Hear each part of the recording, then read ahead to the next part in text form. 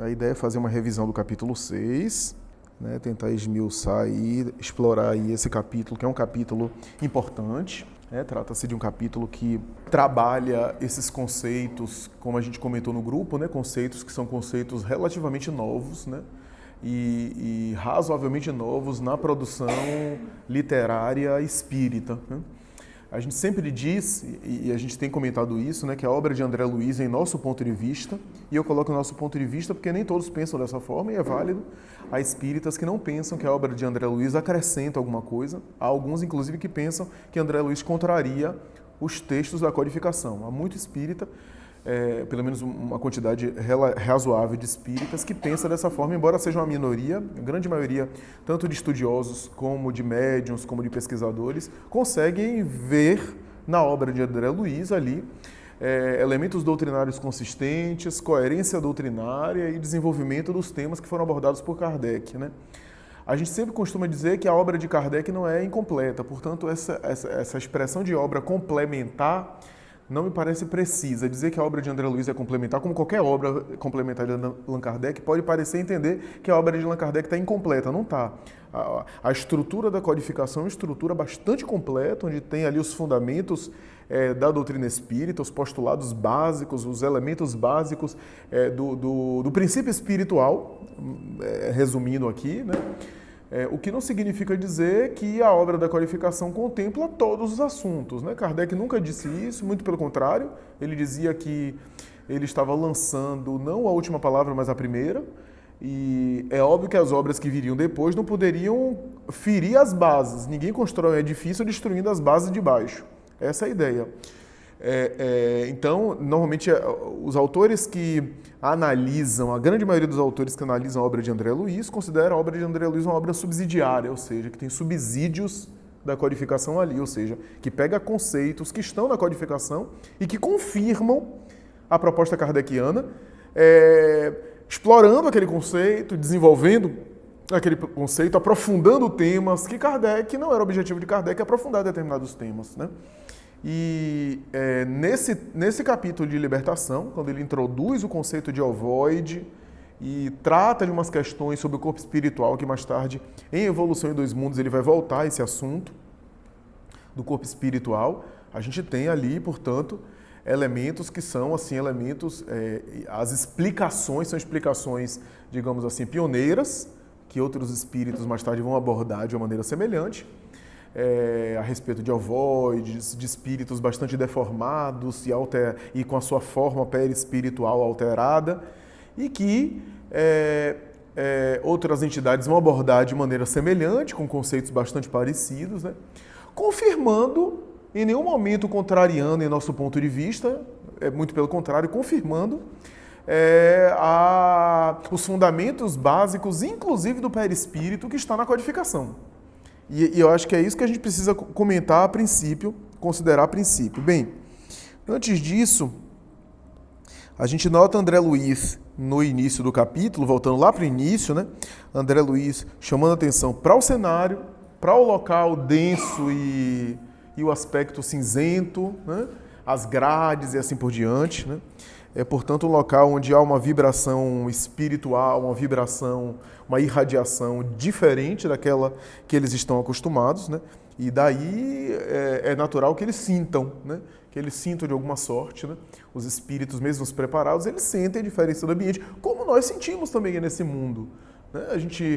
Vou sair um pouco da ideia da vibração, porque essa coisa de vibração no encarnado, às vezes a gente se confunde, não sente de maneira tão precisa, mas vamos pegar aqui elementos mais materiais para comparar, né? Aqui a gente está num ambiente relativamente silencioso, né?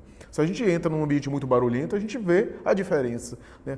Ou então, se você pegar o mesmo exemplo do olfato, né? Um ambiente com odor muito forte, você sente, você não deixa de sentir, né? Os espíritos também sentem, agora eles não se desequilibram com aquilo, né? Aquela vibração densa desse ambiente, é óbvio que a equipe de André Luiz sentia, o próprio André Luiz percebia a densidade vibratória desses ambientes, né? Desse ambiente onde ele está, né? Da região de Gregório. E, é claro, aqui tem muito material doutrinário importante, né? O primeiro deles que eu gostaria de destacar é a ideia de que existe um intercâmbio constante entre encarnados e desencarnados pela experiência do sono. Filomeno de Miranda, em uma obra chamada Temas da Vida e da Morte, tem um capítulo que fala sobre as hipnoses que acontecem no momento do nosso sono. Onde ele vai falar que há hipnoses em larga escala que acontecem. E ele chega a dizer, tanto obras positivas e atitudes bonitas que acontecem no mundo encarnado, às vezes foram incentivadas, influenciadas, apoiadas, assistidas e estimuladas no plano espiritual, como alguns crimes hediondos começaram no plano espiritual, através do sono, onde há verdadeiras lavagens cerebrais para aqueles que estão identificados com essas regiões, com essa faixa vibratória, né?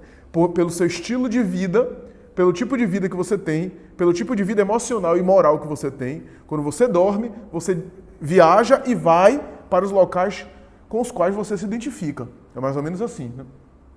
O benfeitor espiritual respeita o nosso livre-arbítrio nesse sentido. Se for um local com o qual ele se identifica, ele vai junto com você. Se não for, ele respeita, ele não vai violentar você só porque você está fora do corpo e você precisa ser controlado por ele, né? O benfeitor, e a gente vê exemplos disso, o benfeitor, o seu guia, o seu mentor, ele respeita para onde você quer ir, né? Apesar de sugerir, de convidar você para os locais de equilíbrio, onde você vai vai participar de cursos, de estudos como esse que tem no plano espiritual, de aprendizagem, de reflexão, de obras, de palestras, e a gente volta ao corpo, né, com a influência daquilo, né, com a sensação da experiência, não necessariamente com a clareza, a imagem, né, nem sempre a gente conserva isso, né, mas às vezes, inclusive, os espíritos fazem questão de apagar as lembranças quando a gente volta. Tem um caso específico na obra de Filomeno que o mundo espiritual faz isso, né? É importante que ele não se lembre, que a gente opere uma anestesia, porque a lembrança precisa vai atrapalhar ele. Ele deve conservar a sensação daquilo que a gente viveu aqui, né? E a gente vê... na própria obra de André Luiz também tem casos assim. Então a gente vê aqui essa questão, né? Você veja que, portanto, esse local é um local onde há confabulação com encarnados libertos pelo sono, né? Libertos parcialmente pelo sono, né? Liberados na emancipação, né? Tanto é que ele diz, a determinadas horas da noite, 3/4 partes da população de cada um dos hemisférios da crosta terrestre se acham nas zonas de contato conosco, e a maior percentagem desses semilibertos do corpo, pela influência natural do sono, permanecem detidos no círculo de baixa vibração, qual este em que nos movimentamos provisoriamente. Por aqui, muitas vezes se forjam dolorosos dramas que se desenrolam nos campos da carne. Grandes crimes têm nesses sítios as respectivas nascentes, e não fosse o trabalho ativo e constante dos espíritos protetores que se desvelam pelos homens no labor sacrificial da caridade oculta e da educação perseverante, sob a égide do Cristo, acontecimentos mais trágicos estarreceriam as criaturas. Então aqui, André Luiz toma contato com esse fluxo, esse contato incessante entre desencarnados dessa região de baixa vibração e encarnados libertos da carne pelo sono, libertos relativamente. Ele fala aqui da importância da ascendência moral, né? Porque a ascendência moral é que vai fazer com que nosso perispírito esteja em baixa densidade, sintonizando com essas regiões mais densas. Praticamente, há regiões do mundo espiritual que praticamente são carnais, né? Que se assemelham bastante à vida física do corpo, né? E que aparentemente, aos olhos do espírito, não apresenta nenhum tipo de alteração, nenhum tipo de mudança, né? Veja que coisa interessante, né? E há regiões muito sutis, né? E depende muito desse vou utilizar uma expressão, né, para ficar mais claro, desse peso que o perispírito tenha. Se é mais leve ou mais pesado, né? É o peso, né? Estou usando a expressão peso, porque a expressão peso, inclusive, pode fazer alusão com a ideia de que quanto mais o espírito tem um perispírito denso, mais sujeito ele é da influência das coisas materiais, né? Daí você vê, chove e espíritos tão densos que tomam a chuva. Faz calor, o espírito sente calor. Fecha as portas daqui, ele não consegue atravessar essas paredes e essas portas de vidro. Por quê? Porque ele está tão denso que ele acha que ele não atravessa. Ele se sente incapaz de atravessar. Então, ele sofre influência do clima, das condições materiais do planeta, porque está sem a carne mas não está desapegado da carne. Né? Não está liberto da carne, liberto mentalmente, psiquicamente. Né? Então isso é algo interessante, né? E é por isso que André Luiz fala que temerária é a concepção de um paraíso fácil. Né? As ideias religiosas daquele paraíso fácil, você cumpriu algumas obrigações, pagou lá o valor, a instituição religiosa, né? Cumpriu com os rituais sociais, né? Sem nenhum esforço interior para ser melhor, e está credenciado a um paraíso, né? Que era a ideia do passado. Né? É interessante que ele usa em alguns momentos aqui uma metáfora, né, para falar sobre o perispírito, a metáfora da árvore. Né? É interessante que em psicologia a gente fala que a árvore é um dos elementos que são universais. Né? Em qualquer cultura, a árvore é árvore. Tanto é que há uma avaliação muito conhecida chamada HTP, que é casa, árvore e pessoa. Né? Porque a noção de árvore, a noção de casa, a noção de pessoa é universal em qualquer cultura. Né? É um teste projetivo, na verdade. Né? A pessoa desenha casa, árvore e pessoa. No passado tinha até no Detran isso, nem sei se no Detran ainda tem essa avaliação, que na verdade é um teste projetivo, né? De fundamentação psicanalítica. Né? A ideia de que quando você desenha casa, árvore e pessoa, você coloca aspectos seus ali inconscientes. Né? A noção de pessoa, que às vezes é uma autorreferência, né? Casa, que tem a ver com estrutura, com segurança, etc. Né? E árvore, que tem a ver com expressões inconscientes, tônus emocional, libido, uma série de coisas que são colocados ali e você nem se dá conta que está colocando. Né? E que é claro que os traços são analisados, né? Desde a intensidade do traço, né? A espessura, tudo isso, a teoria. Né? E por quê? Porque, na verdade, em qualquer cultura humana existe alguma noção desses três elementos. Né? Aí se criam umas lendas, né? Se você não botar o chão, botar a pessoa botar o chão, o psicólogo vai achar que você é maluco e aí você não vai passar no Detran, né? Tem umas coisas assim interessantes, né, que se criou. Mas enfim, ele faz uma metáfora interessante sobre o perispírito. Né? Kardec já havia feito uma metáfora, né, do perisperma com a semente, perispírito com espírito, né? Peri em torno de, né? Perispírito em torno do espírito, né? Da mesma forma que o perisperma, a membrana, né? Você pega o abacate, por exemplo, tem uma membrana, né? Algumas frutas tem aquela membrana em torno, né, da fruta, ou em torno da semente ou da casca. Né? Enfim, o perispírito, portanto, é esse elemento, né? Elemento que Kardec utilizou de uma forma bastante econômica, bastante sucinta. Né? Kardec vai dizer que o elo entre o espírito e a matéria é o perispírito. Kardec foi muito econômico, bastante sucinto, bastante objetivo, claro. Né? Tudo que está entre o corpo e o espírito é o perispírito. Então o perispírito é o laço que liga o espírito à matéria, é também a forma de apresentação, estou repetindo Kardec. A ideia de forma é inseparável da de perispírito, da mesma forma que a ideia de homem é inseparável da de corpo. Né? Ele usa essa expressão no Livro dos Médiuns. Né? Não se dá para conceber uma criatura humana sem um corpo. E ele diz a mesma coisa, não se dá para conceber um espírito sem perispírito, porque o perispírito é que dá a forma. Daí o apóstolo Paulo chamava de corpo espiritual, é que dá a forma de apresentação espírita. Então, da mesma forma que é o laço que liga o espírito à matéria, é também o elo, ou o elemento que apresenta o ser espiritual. Né? Seja desencarnado, seja encarnado na liberação do sono, é o perispírito. E o perispírito tem uma série de funções, não apenas essa, tanto é que há obras conhecidas, né, sobre o perispírito para examinar as diferentes características. Né? Kardec já havia previsto isso. Kardec diz que no futuro, no perispírito haveria a solução de uma série de enigmas ainda incógnitas para nós. Ele fala isso na obra da codificação. Né? Kardec coloca o perispírito como uma expressão semimaterial, porque é uma expressão que era uma expressão corrente na época. Né? Não se usa hoje na ciência mais essa expressão semimaterial, né? Mas na época era uma expressão que era utilizada. A luz era semimaterial, né? na ciência da época. Por quê? Porque a ideia de matéria era algo compacto, que fere os sentidos, que tem densidade específica, que tem massa. Né? E a luz, para a concepção da física clássica da ciência da época, era uma irradiação, não era matéria, era semimatéria. Né? Do ponto de vista da ciência atual, a luz é constituída de corpúsculos, de fótons, de partículas, portanto é material, embora não seja denso e possa palpar, né?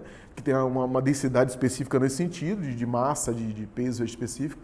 Mas era a ideia. Então Kardec, da mesma forma que a luz é semimaterial, ele dizia que o perispírito é semimaterial. Era o vocábulo que ele utilizou, né, para designar. A gente sabe hoje que o perispírito é matéria. O próprio Kardec vai dizer, é um tipo de matéria, da mesma forma que os gases o são, Ele chega a dizer, assim é o livro dos médios, né? Então, os vapores, ele utiliza alguns elementos de comparação. Então, o perispírito é material. Só que tem uma coisa importante na obra da codificação, como Kardec utilizou o nome perispírito para condensar todo esse elemento entre o espírito e matéria, embora haja tradições que Kardec nem quis entrar por esses labirintos, por esses terrenos. Por exemplo, é provável que Kardec sabia da tradição oriental dos 7 corpos, os corpos sutis, os corpos densos, né? A tradição do hinduísmo, do brahmanismo. Kardec não entrou por isso, né? Preferiu ficar com a explicação dos espíritos que foram didáticos e o máximo de econômicos possível. Eles estavam codificando a doutrina, não podia dar espaço para muita confusão, para muito embaraço. Então preferiu um termo perispírito, que é um termo único para condensar isso. Então, isso é importante a gente posicionar, mas a gente vê na obra da codificação, em alguns momentos, o termo perispírito sendo utilizado de formas diferentes. E aqui vai uma impressão minha, eu estou colocando uma impressão minha, que pode ser que não seja, porque não está fechado não, tem gente que vai discordar de mim. Mas me parece que quando Kardec em alguns momentos fala assim, o espírito veste-se do seu perispírito com a matéria do perispírito apropriado aos elementos materiais daquele planeta que vai reencarnar. Quando vai reencarnar em outro planeta, ele se libera desse perispírito e utiliza o perispírito com a matéria apropriada daquele globo. Nesse aspecto, dá a entender que o perispírito tem um elemento que é descartável, né? Por outro lado, em outros aspectos, a gente vê Kardec abordando a ideia de que o perispírito acompanha a evolução do espírito sempre, só que vai se sutilizando, vai se tornando cada vez mais sutil, menos materializado. Ele usa essa expressão. Então, de um lado você tem um perispírito que acompanha, embora cada vez mais sutil, e de outro lado, um perispírito que quando o espírito vai encarnar, ele veste e depois ele se despe. Isso é interessante.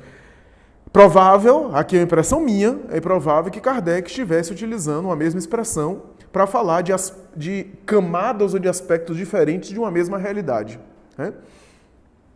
E quando a gente pega, por exemplo, André Luiz em Evolução em Dois Mundos, André Luiz vai falar que aquilo que a gente chama de perispírito tem partes muito sutis, que está em contato mais direto com a mente espiritual ou com o ser espiritual, e partes mais densas, que estão em contato com o corpo físico. Ora, se é um elo intermediário, ele tem que ter aspectos muito sutis espirituais para estar em contato com o espírito e aspectos mais densos para estar em contato com a carne, né? Então, daí a ideia das teses do duplo etérico, né, da dimensão mais densa do perispírito, que seria esse duplo etérico, para alguns autores, Jorge André, inclusive, o psiquiatra, defende essa tese, que seria esse duplo etérico, essa parte mais densa do perispírito, que é essa que Kardec se referia quando fala da encarnação, de se vestir dessa matéria, que seria a parte mais densa que estaria em contato direto com o corpo, né, que só o encarnado teria, que guardaria o fluido vital aí, né, que o fluido vital que está associado também à produção de ectoplasma, do fenômeno mediúnico, que é uma faculdade orgânica que também se gasta com o uso, né, e que ao mesmo tempo, quando a gente vê alguém que se suicida, e fica com as sensações no corpo, da decomposição do cadáver, da putrefação material, das sensações físicas que sente, as dores físicas que sente. Por que sente? Por conta desse duplo etérico que ainda não se dissolveu e que, portanto, tem a ver aí com as energias que o indivíduo fica encharcado do corpo animal mais, das sensações materiais. Então, a gente tem essas colocações que são interessantes aqui pontuar. Então, quando a gente lê, por exemplo, a obra de André Luiz, Nosso Lar, a gente vê André Luiz dormindo e desdobrando como? E indo conversar com a mãe. Aí há a divisão de opiniões. Alguns acham que ele deixou o perispírito, só foi o eu espiritual sem o perispírito. E outros acham que ele deixou uma camada mais densa, mais grosseira do perispírito e foi com a parte mais sutil do seu perispírito para encontrar-se com a própria mãe, porque ele ainda assim mantinha uma certa forma de apresentação. Então, isso é interessante a gente pensar, né, aqui, porque esse conceito é importante para a gente entender os ovoides. Porque a ideia dos ovoides é uma ideia que, se de um lado a gente tem uma alteração perispiritual e uma deformação, o indivíduo deformou mesmo a ponto da sua forma de apresentação ser uma esfera, de outro lado, ele fala que houve uma perda do seu veículo de manifestação. Porque com uma esfera ovoide ele não consegue se manifestar como se ele não tivesse um corpo espiritual. Ou seja, ele não tem mais o veículo que dá forma a ele, que ele se apresenta aos outros, né? Porque se tornou uma espécie aí de... uma esfera ovoide aí que apenas irradia os seus conflitos, né?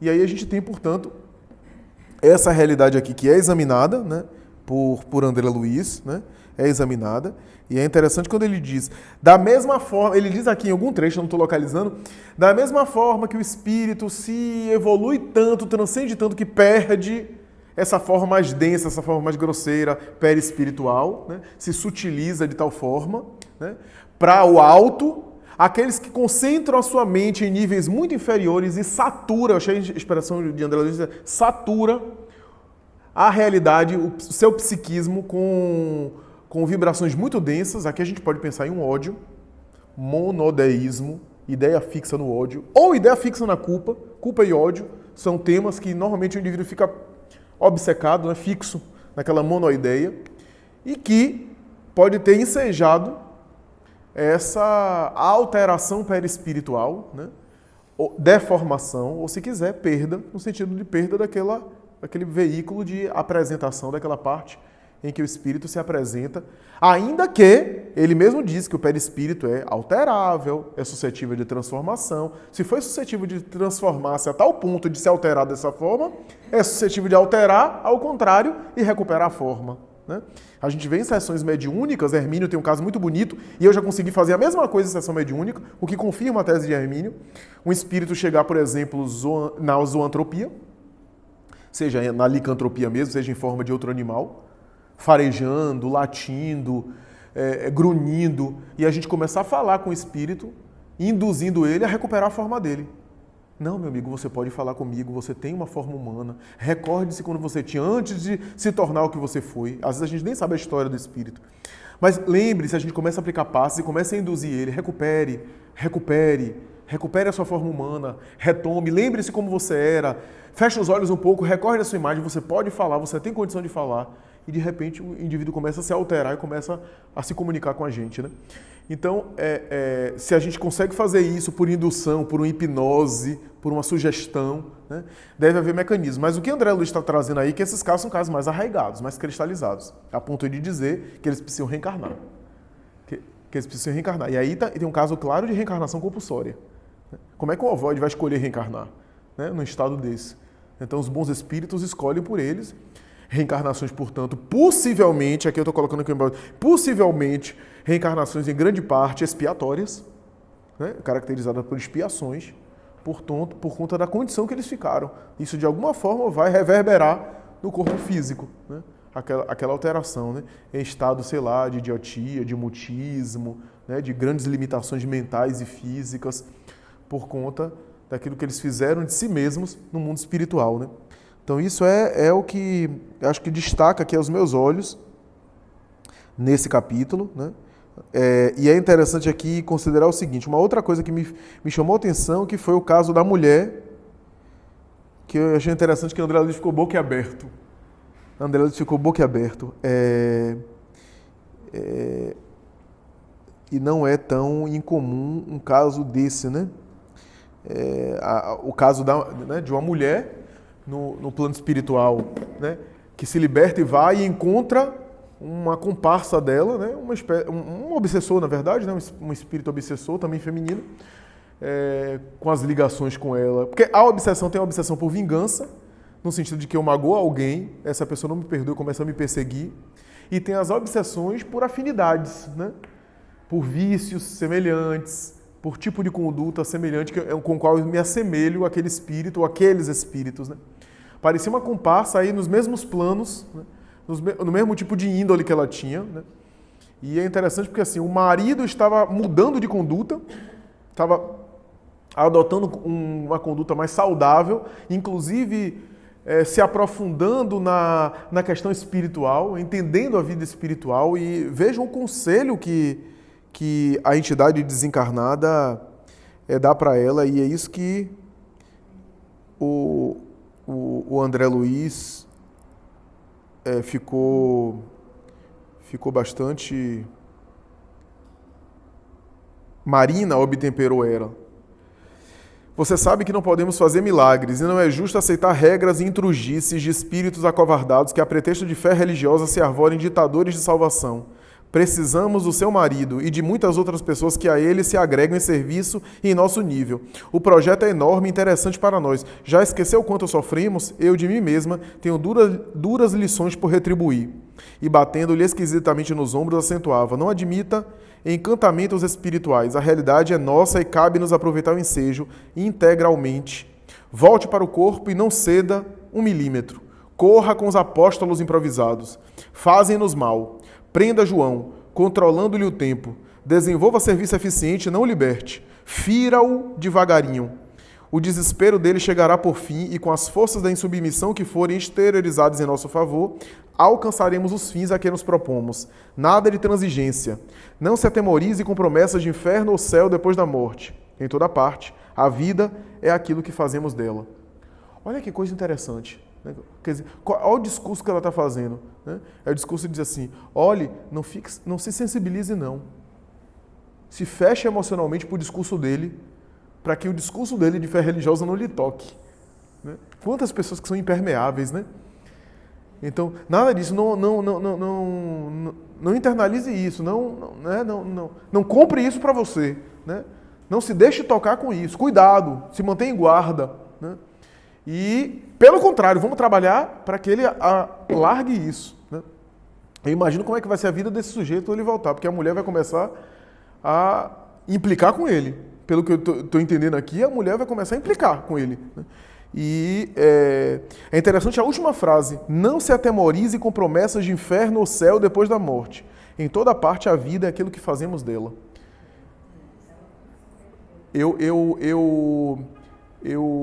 Recentemente eu encontrei um amigo de muito tempo de movimento espírita, e eu conversando com ele, a gente conversando, incrível como o tempo passou, e assim, ele engajado no meio espírita, ele conversando comigo, ele falava: eu estou revendo meus conceitos, não sei se é por aí.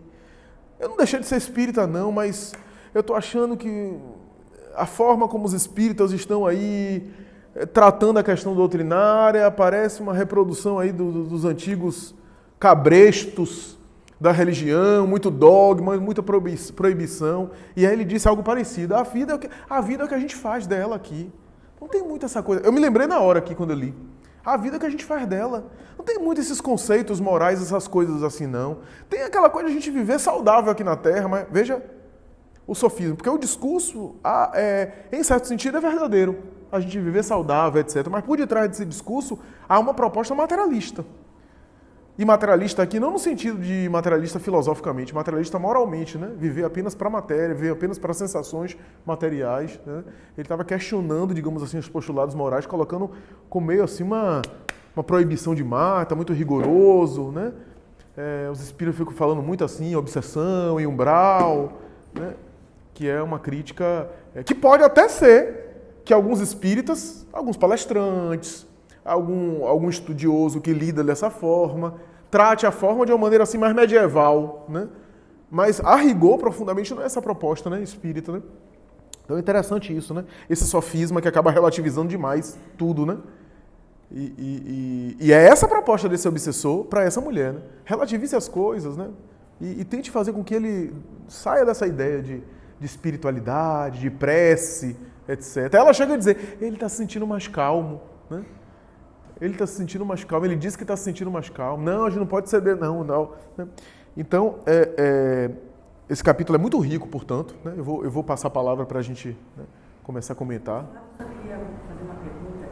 Eu não sabia que na espiritualidade o espírito também se desdobra.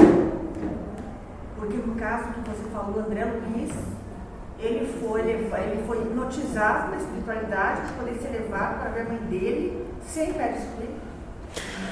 Estava em nosso lar, né? Estava no nosso um episódio do Nosso Lar. Não, no livro Nosso Lar. É um episódio do livro Nosso Lar. Aconteceu isso, né? Eu não sabia, não, estou dizendo, o espírito, eu não sabia que espírito se desdobrava e era também sujeito à gnose. Eu pensei que isso era uma coisa muito terrena aqui da Terra.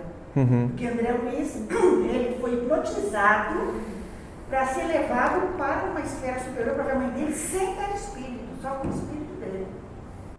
É isso que eu estou dizendo. Há uma dúvida entre os estudiosos, se ele foi realmente sem perispírito, só com eu espiritual, ou se ele deixou uma parte mais densa do perispírito e foi com uma parte mais sutil. Né? É a mesma coisa no caso dos ovoides. Né? Os ovoides perdem completamente o perispírito.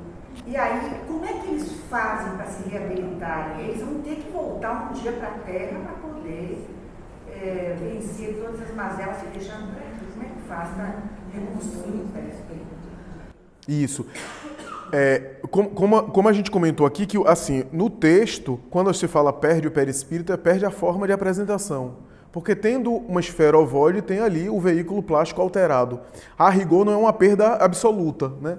É a perda da forma de apresentar. Ele não tem mais aquele veículo de apresentação, ele não tem um corpo espiritual com o qual ele interage com os outros, né? Na verdade, a forma ovoide é o perispírito em função doentia, vamos dizer Isso, assim. exatamente. Exatamente.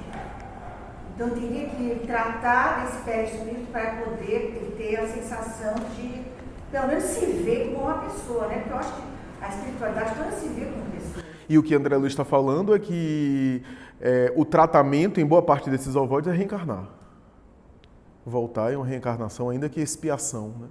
E limitações. Porque o ovoide, o perispírito, eu tinha notado aqui, que o espírito fixa o pensamento em uma única ideia, de vingança ou de remorso. Aí, aquela forma que ele apresenta é mental dele. Não é? Isso. E eu tinha comentado também, Flávio, que eu tinha visto uma anotação de Valdo, que ele diz que o ovoide também pode ser doutrinado. Ele pode ser doutrinado em mediúnica, que às vezes ele está acompanhando uma outra pessoa, né? Para poder reencarnar. Ele passa por o processo da doutrinação, ajuda ele a ser trabalhado para reencarnar. Porque sendo um espírito ali, é um ser espiritual ali, ainda em estado de inconsciência, digamos assim, né? Consciência entre aspas, né? Não é totalmente insensível, né? A uma irradiação mental, a uma indução. Né? Porque na realidade ele tá com aquela ideia fixa, ele está ainda praticamente sem uma visão da luz, né? Está bloqueado. À medida que ele vai, eu digo, às vezes, à medida que ele vai sendo doutrinado, que ele vai abrindo a mente também. E é isso que vai ajudar ele. Para ele é bom isso. Exatamente. É bom. Muito bom, Você pensa em algumas reencarnações expiatórias, algumas coisas, né, que não vivem muito, né? Por exemplo, vou citar aqui, é só a guisa de ilustrar. Não estou dizendo que todo ovoide é assim, que os ovoides necessariamente vão assim, mas e os embriões que são descartados em clínicas? Se é embrião, há a possibilidade de haver um espírito ali. Quando ele fala aqui, que quando eles estavam conversando lá, que ele, lá na frente, que o diálogo e o entendimento surpreendiam, quase todos se referiam à esfera carnal. Quer dizer, eles ficam fixados na matéria. Eu acho que eu vejo a diferença deles. É porque ele está muito fixado na matéria. Não seria isso? Não, sem dúvida. Tem uma densidade vibratória, né? Tem uma densidade vibratória. É claro que tem outras coisas mais, né? O tipo de vida que levou, né? Tem os remorsos, tem aquele sentimento de vingança, deve ter ódio, deve ter muitas coisas ali. Mas quando ele fala que tinha muita gente quando estava a cerca, eles que tinham a visão da cerca, com muitos espíritos ali, sempre com que me chamou a atenção, dizer, sempre nos diálogos e entendimento surpreendiam, todos se referiam à esfera carnal. Então, o foco dele é isso, é a vingança, porque ele está focado na matéria. Sim, sim. Porque a rigor, a rigor, todo estilo de vida de perturbação a depender do tipo de vida, você tem uma conexão cada vez mais forte com o mundo material, né? Se a causa, as mazelas são o egoísmo, né? Ou seja, o apego à vida material, né? Crueldade, agressividade, tudo isso tem a ver com apegos às densidades mais baixas, né? Vibração mais densa. Vivem a vida dos encarnados sem corpo ter, né? Às vezes até uma vida pior. Às vezes uma vida pior, sem dúvida, né? Do que muitos de nós que estamos do corpo, temos uma vida regular, assim, com os hábitos, né? Uma rotina, né? Uma vida às vezes desorganizada, né? Agora imagine um ovoide desse conectado com alguém, né? Vê se eu estou com o raciocínio correto. Com que ele estava enquanto encarnado e essas ideias fixas, monoideia, ele vai com essa mesma condição. Então ele vai fazer essa ligação com o espírito encarnado de acordo com aquela sintonia, aquela vibração e o nível de desenvolvimento daquele ser, né? Porque se ele também é tão atrasado, é difícil você se vincular a um espírito numa densidade dessa.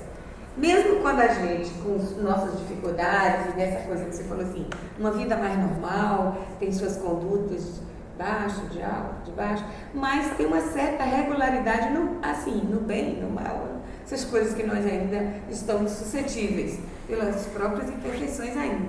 Mas, como você está dando passos, assim, num caminho mais reto, procurando se sair, desvincular dessas viciações, é mais difícil você fazer esse vínculo, né? Para ter uma influenciação mais direta. Sim, sim. Estou correto aí? Está correto, o raciocínio está correto, né? Não é que a gente está o tempo todo suscetível a ter um ovoide implantado na gente, né? É uma coisa que tem ressonância. Exatamente, exatamente. Sempre vai ser assim, né? A questão das afinidades. Oi, eu queria que você respondesse isso aqui. Que quando falou aqui na discussão passada, que você disse que essa mulher fala que é uma visão meio sofista. Em toda parte, a vida é aquilo que fazemos dela. Quando a gente conversou sobre isso, nós vimos dessa forma, mas vimos também muito com aquela coisa da lei de ação e reação. A cada um segundo suas obras. Não é? Porque a frase, né? Porque essa frase pode remeter, a depender da conotação que você dê, né? Pode remeter a cada um segundo suas obras, como disse Jesus, você é responsável pelo seu destino. Ou pode remeter também, você pode fazer o que você quiser de sua vida. Se a encarnação, né, acontece no momento da concepção, e se esse ovoide vai reencarnar, e se o corpo, né, se monta através do molde que é o perispírito, como é que vai ser essa? Não é? Não é célula a célula, não é? Não é o molde, o perispírito não traz o molde para o corpo? Como é que esse ovoide vai reencarnar? Vai formar esse corpo? Vai formar. Porque... eu fiquei com esse negócio e não achei, assim, em lugar nenhum, não. Uma explicação, assim, para... Será que... Não, a única explicação lógica seria a espiritualidade intervir e no caso, dilatar esse perispírito, né? Perispírito, No processo da reencarnação existem dois elementos, né? O elemento do perispírito ir imprimindo, né? naquela matéria de desenvolvimento, né? A sua vibração, a sua irradiação e até a sua realidade, né? E o processo biológico da hereditariedade, né? Genética, né? Do desenvolvimento ali por conta da carga genética. Mas o espírito tem que trazer um molde, né? Que seria o perispírito, né? Para trazer o desenho. Sim. Então, mesmo esse corpo sendo mutilado, essa mente sendo limitada e tal, tem que haver esse molde. Assim, na minha cabeça, né? Porque não poderia formar um corpo assim aleatório, né? Se mesmo se encaixa célula a célula, né? Perispírito e célula, cada célula há esses componentes perispírito, não é? E aí também eu fiquei pensando também no estado dessas mães, porque tem mães que passam mal horrores. Lógico, não só porque tem espírito ovoide reencarnando, mas por conta dessa densidade mesmo. por conta dessa animosidade que existe também desse espírito que reencarnante com essa mãe e tal. Imagina nesse caso desses ovoides, né? E tem uma coisa interessante, da mesma forma que o perispírito interfere na matéria, a matéria interfere no perispírito, né? Então,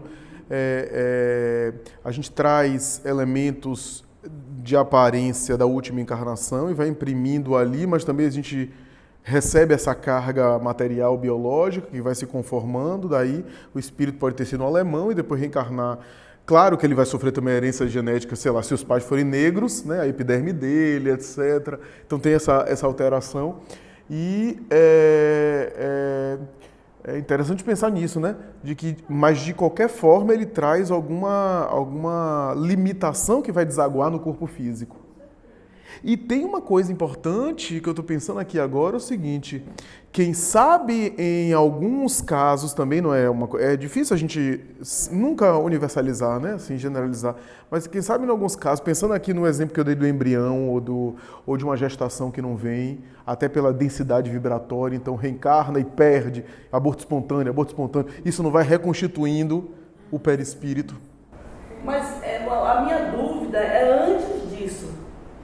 Para formar esse corpo, estou viajando, né? Há uma preparação da espiritualidade para o perispírito dele voltar a uma forma humana, moldar para a reencarnação. Mas as funções cerebrais deles ainda estão comprometidas. Né? Exato. Deve haver alguma intervenção, sem dúvida, dos espíritos, Porque ele sozinho não ia dar conta, até de moldar mesmo, né? Na verdade, o perispírito é reflexo da condição do ser espiritual. Então, na verdade, um perispírito dessa ou daquela forma, na verdade, só está sugerindo na aparência a condição do ser espiritual. Então, o perispírito irradiando, o perispírito com a beleza na sua aparência, reflete o estado mental. Um perispírito deformado reflete um estado mental interior do espírito. Então, é mais ou menos essa a ideia. De fato, na reencarnação, o espírito, o perispírito, como guarda as memórias reencarnatórias, guarda também, digamos assim, os automatismos que irradia para essa futura elaboração do corpo. De fato, não é assim, porque senão a gente pensa, né, quantos espíritos que estão. Vou ilustrar só para exemplificar. Imaginemos, por exemplo, alguém que na Revolução Francesa foi guilhotinado. Já aconteceu em mediúnica de a pessoa aparecer sem a cabeça, por exemplo. Né?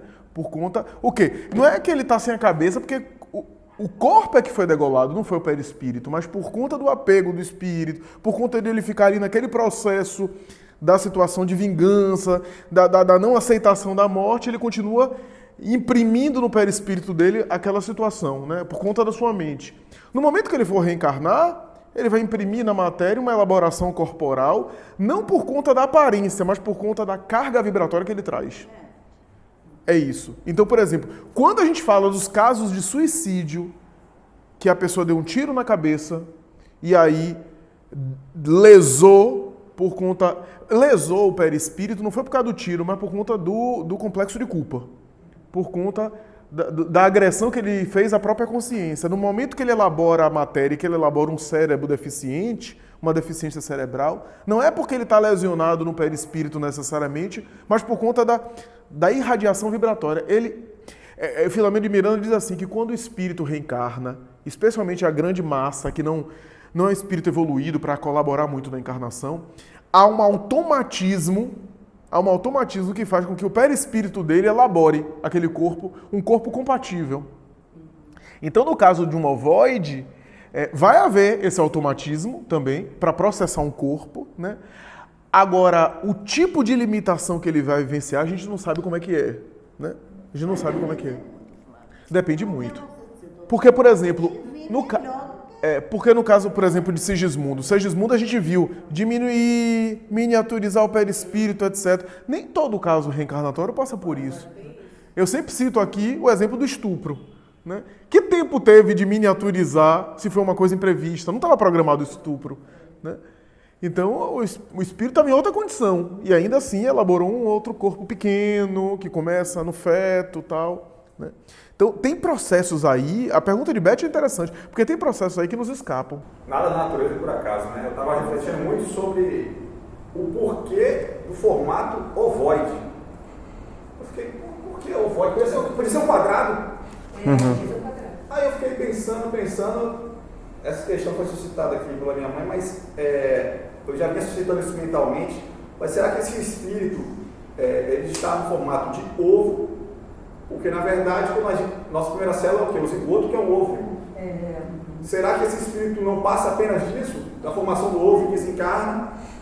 E ali, aquele contato com o fluido animal ali faz, talvez, ele ajudar no despertar dele numa próxima encarnação, para que ele possa reestruturar o espírito dele. Interessante. Então, assim, ele já tem o formato de ovo ali, né?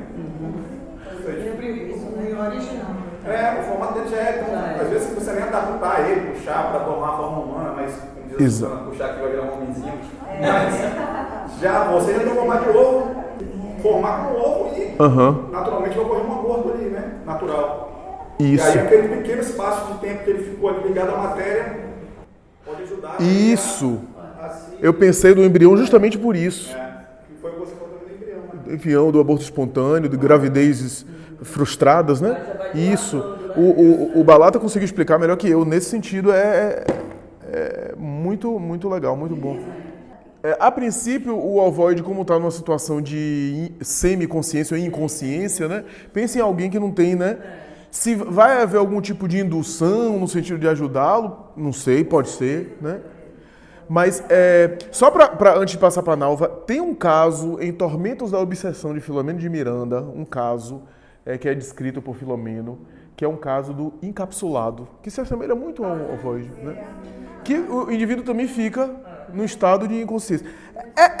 É um caso semelhante de alteração perispiritual, né?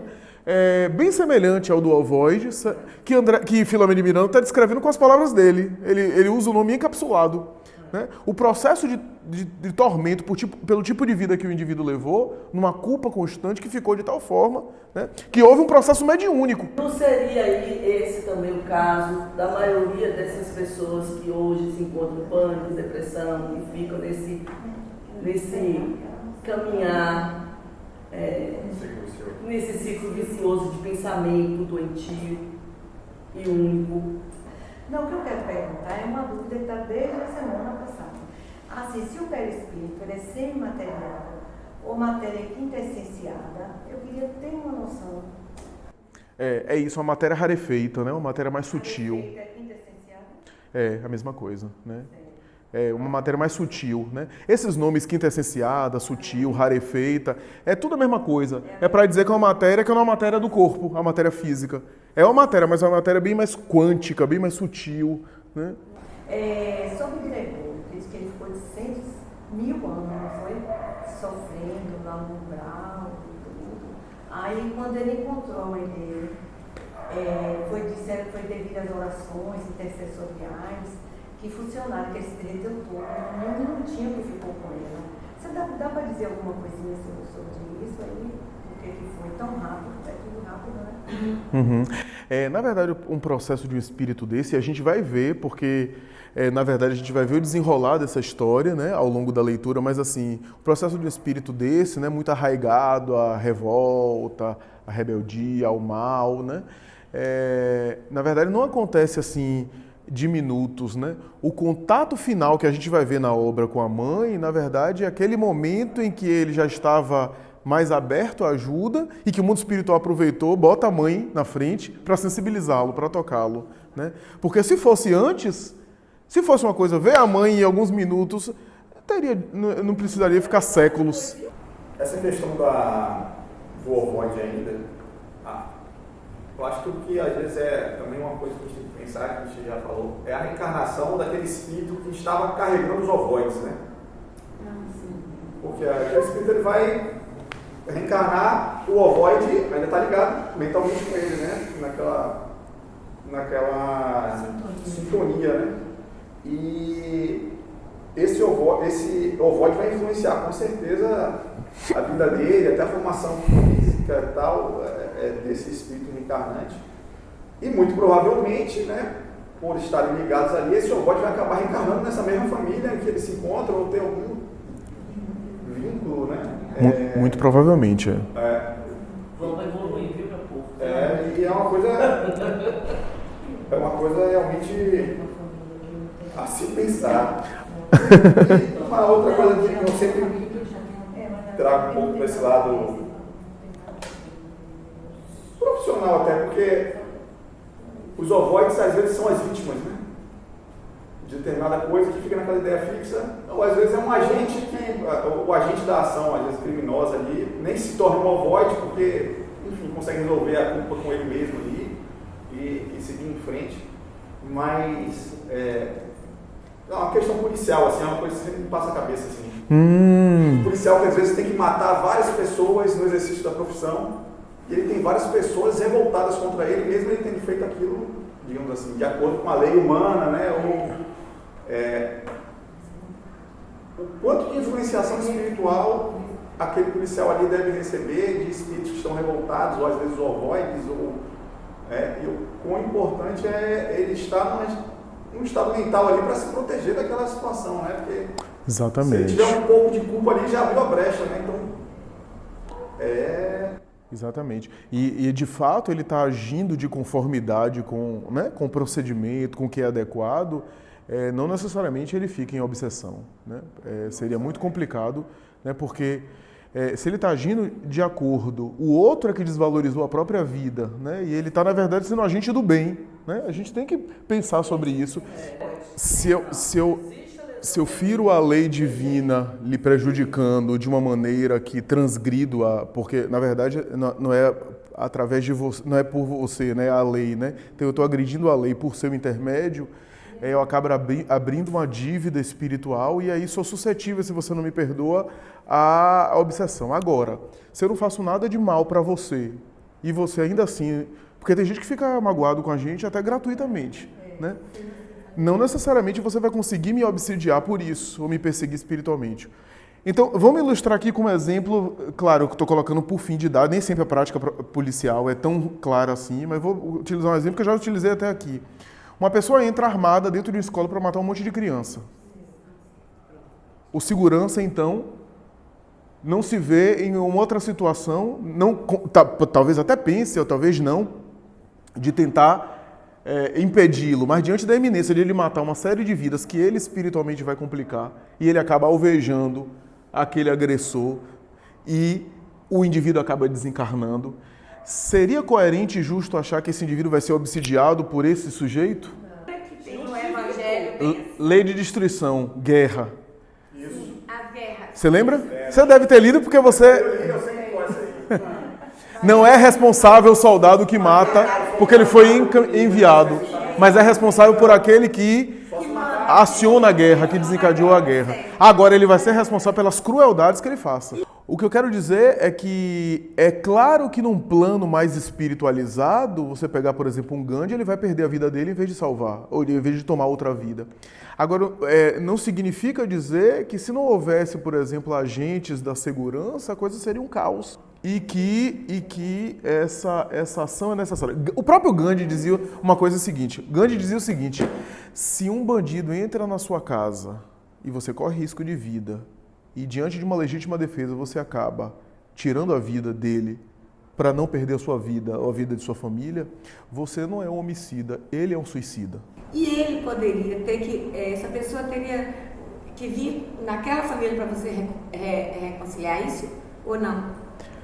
Ou de alguma forma você reconcilia? Como é que esse desdobramento vai se dar, né, no mundo espiritual? Para você não, porque você só criaria essa coisa da obsessão se você ficar com a consciência de culpa. Sim. Se você achar que você não fez, que fez o mal, que fez errado. Se não, e você tem uma prática no bem, aquilo ali foi um decorrer da própria lei que se manifesta. Você pode até aceitar esse sujeito como algo voluntário, não necessariamente porque você deve nada, porque você tem débitos. Sabe de uma? Na próxima. Para fazer o bem, né? Para fazer o bem. Já que você... Restabelecer um amor.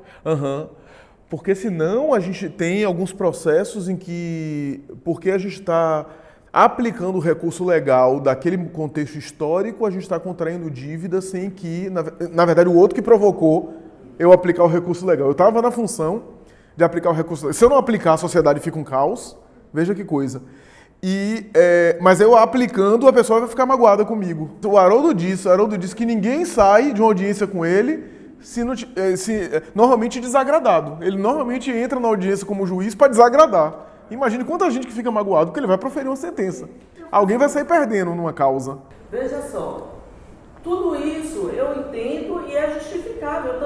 Eu também penso dessa forma, eu também acho que seja assim. Só que eu acho que quando se trata de vida, de romper, como é que se diz? Ceifar. Romper outro corpo. As leis divinas, lógico que vai ser visto tudo isso, o contexto, mas não deixa de você ter se comprometido com a lei divina, mesmo cumprindo sua função, não sei o que, você lesou uma vida. E isso não vai ficar assim, gente. Lógico que não vai ser como castigo, mas vai ter um meio de você ressarcir isso aí. Ressasse quem deve. Não acho que é. Não, mas não é questão de. Não é. Eu acho que pode acontecer o que o Flávio falou. Não é dívida assim, porque não teve a intenção, mas houve a lesão.